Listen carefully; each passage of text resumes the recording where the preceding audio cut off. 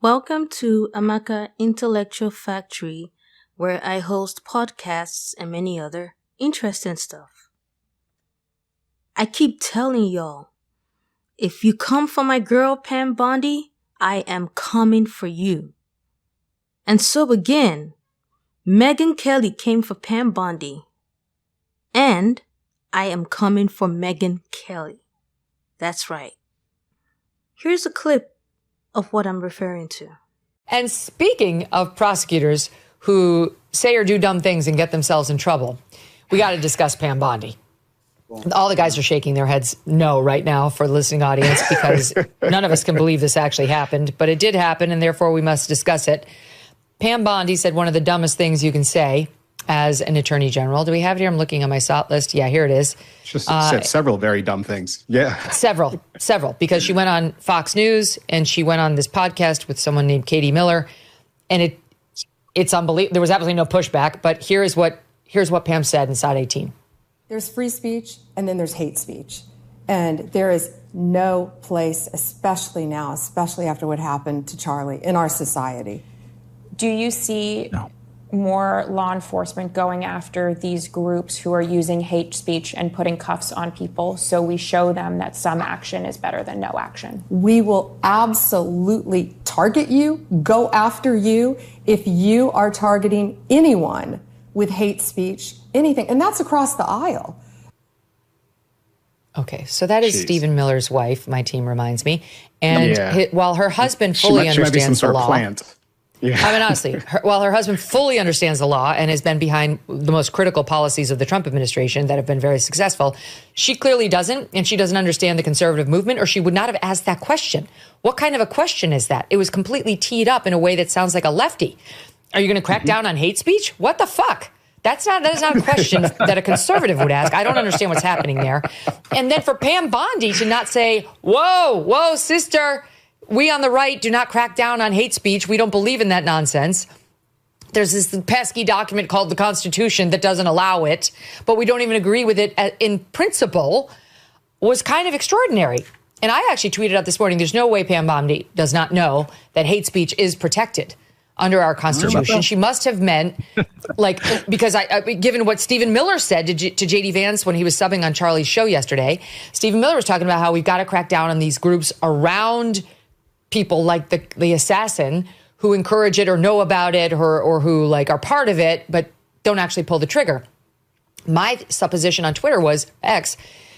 Maybe she's talking about conspirators, people who are part of the conspiracy but don't actually do the act, but you would need to take at least one overt act, which would potentially make your speech part of a crime.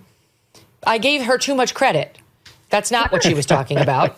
Because she came out with an X post this morning, Pam Bondi, and tried to say this: hate speech that crosses the line into threats of violence is not protected by the First Amendment.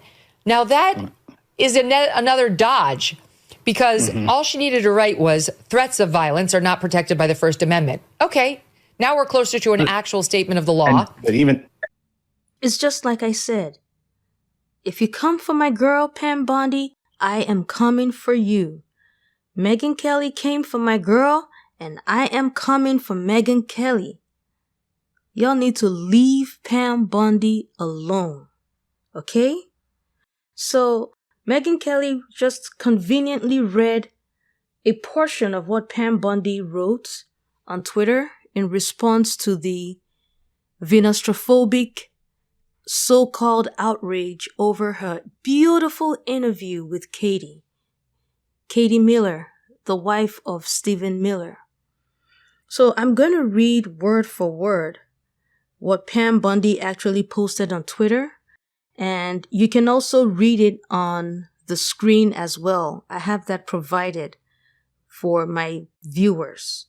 Because Megyn Kelly just read what she read in an attempt to make Pam Bondi look silly. But this is what Pam Bondi wrote in its entirety on Twitter, what she posted on Twitter, in reaction to those who were making a big deal out of the fact that she said hate speech. When even though she said hate speech, you could tell she's talking about people who do violent things. Let me read what Pam Bondi wrote, and you will have a better understanding of what she's talking about. Pam Bondi wrote, "Hate speech that crosses the line into threats of violence is not protected by the First Amendment. It's a crime. For far too long, we've watched the radical left normalize threats, call for assassinations, and cheer on political violence. That era is over. Under 18 U.S.C. Section 875 subsection C. It is a federal crime to transmit any communication containing any threat to kidnap any person or any threat to injure the person of another. Likewise, 18 U.S.C. Section 876 and 18 U.S.C. Section 115 make it a felony to threaten public officials, members of Congress, or their families. You cannot call for someone's murder. You cannot swat a member of Congress. You cannot dox a conservative family and think it will be brushed off as free speech. These acts are punishable crimes, and every single threat will be met with the full force of the law.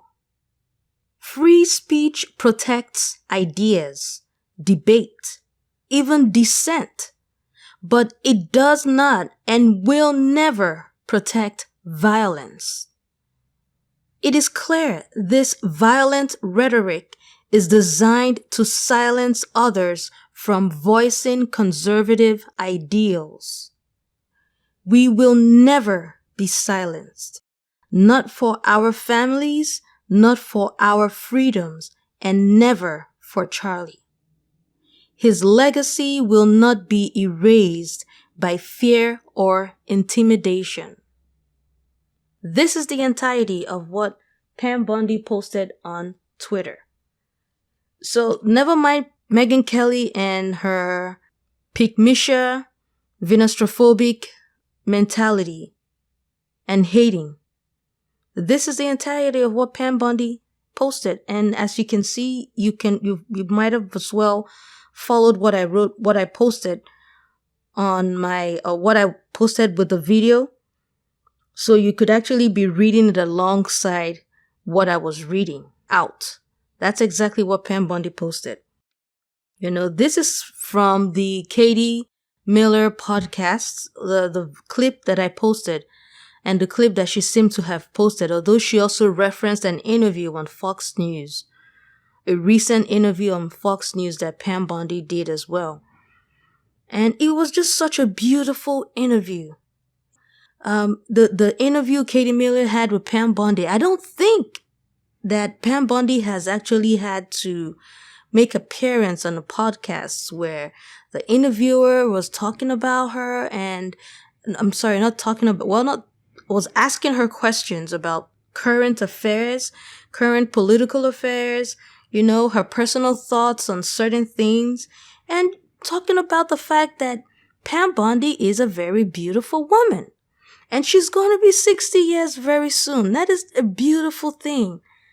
It's the type of interview where if you're ever interested in a person, you get to know that person a little bit more intimately.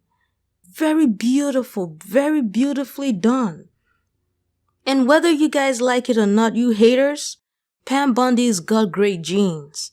She talked about how she has all this beauty routine and regimen, and you know, that's all good and that's all good in the hood. It's cool. I also have my beauty routine, but the fact of the matter is that Pam Bondi looks the way she does because she's got great genes. Okay? It's just like a lot of Nigeria, I don't know if this is a Nigerian saying, but I know that back then in Nigeria, a lot of people would say, a suit doesn't make a monkey a gentleman. Right? So you can put a suit on a monkey, it's still going to be a monkey, it's not going to be a gentleman. So her beauty routine is good, and I can guarantee you that they help in enhancing, but you need good or great genes, and Pam Bondi does have great genes. You need to stop hating. She is a very beautiful woman. She is a very attractive woman. I don't suffer from venostrophobia.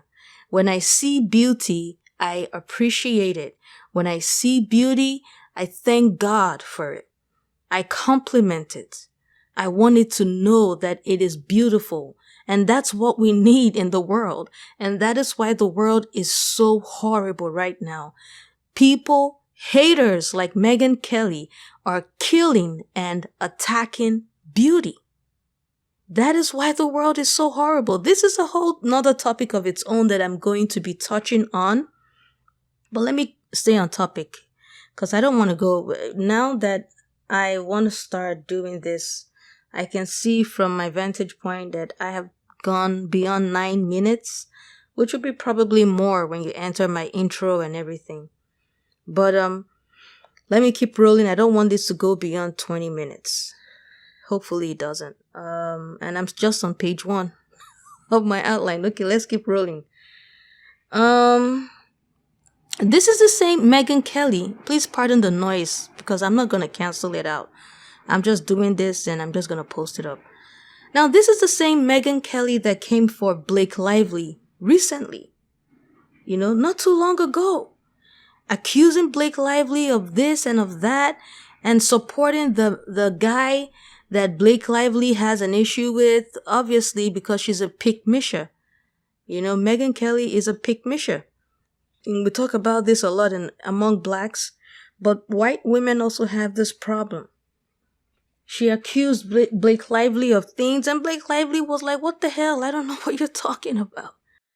Just look at how alive Megyn Kelly looks being among all those men, and she's just cursing, being such a potty mouth.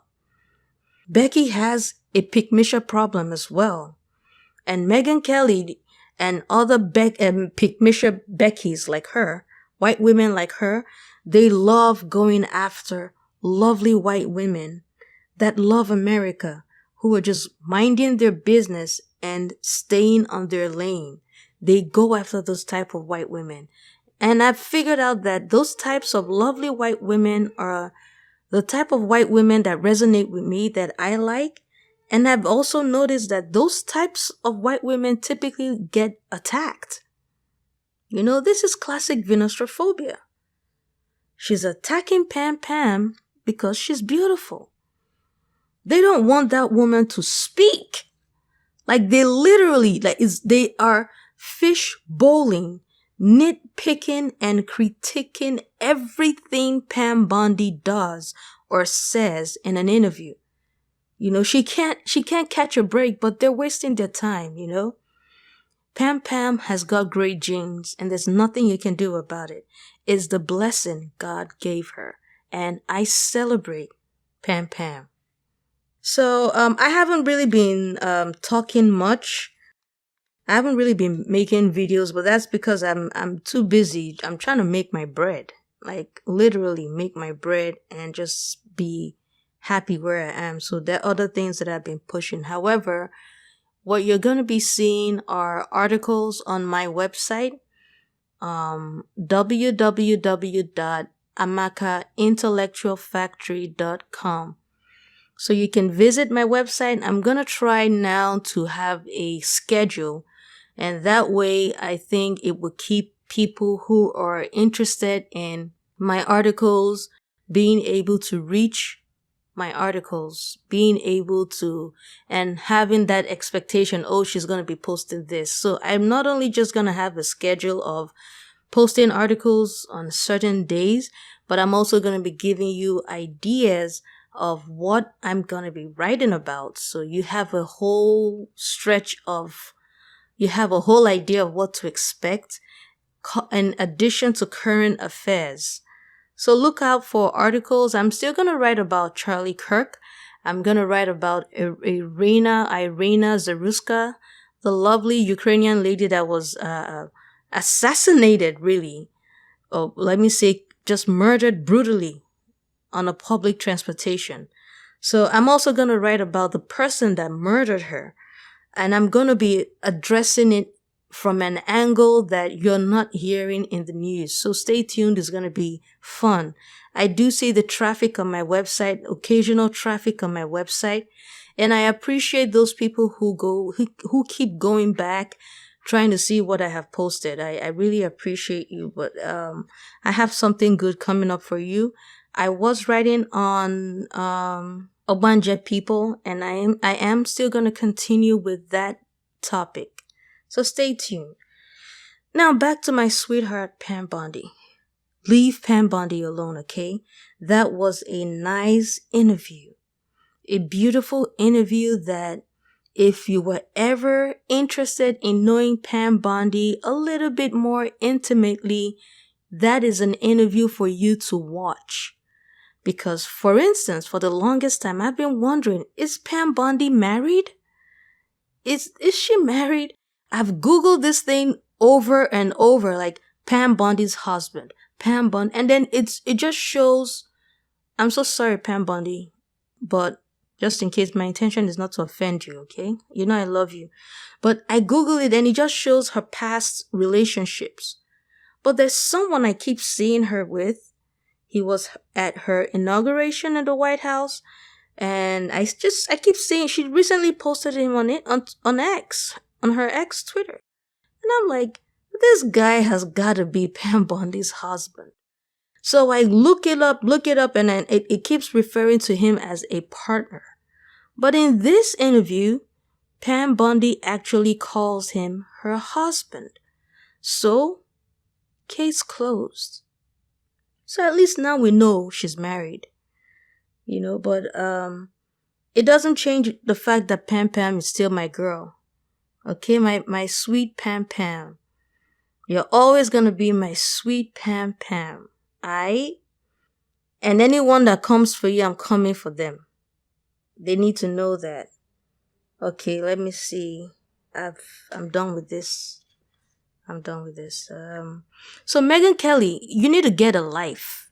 You need to get a life and stop attacking lovely white women. Okay?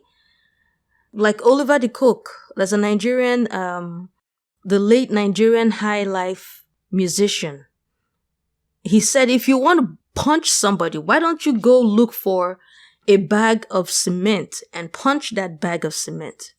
If you're so eager to punch someone, look for a bag of cement and go and punch it. Megyn Kelly. So leave all these lovely white women. You've got those crazy white ones. Go after those ones since you've got balls of steel. You know, you're a tough lady, aren't you? So leave Pam Bondi alone, okay? Y'all keep calling Pam Bondi a Trump loyalist. Well, guess what? I am a Pam Bondi loyalist. Unapologetically, I am a Pam Bondi loyalist. And I want to tell you right now, leave Pam Bondi alone. Because if you come for Pam Bondi, I'm gonna come for you. Well, that's all I have to say for now. Until next time, take care of your lovely selves. And remember, life is beautiful and worth living.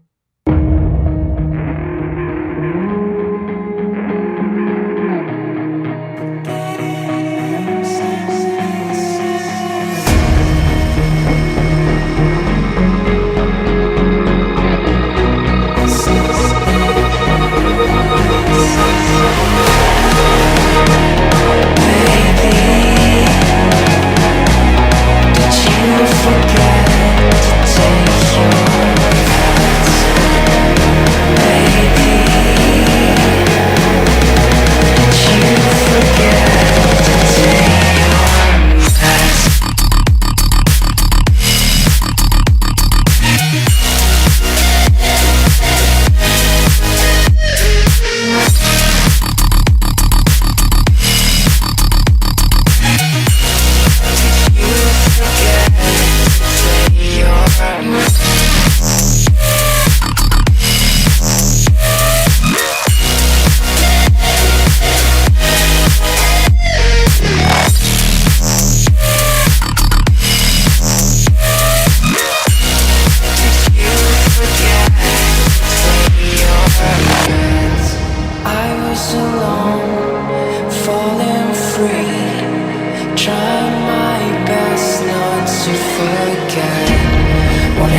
happened to us? What happened to me?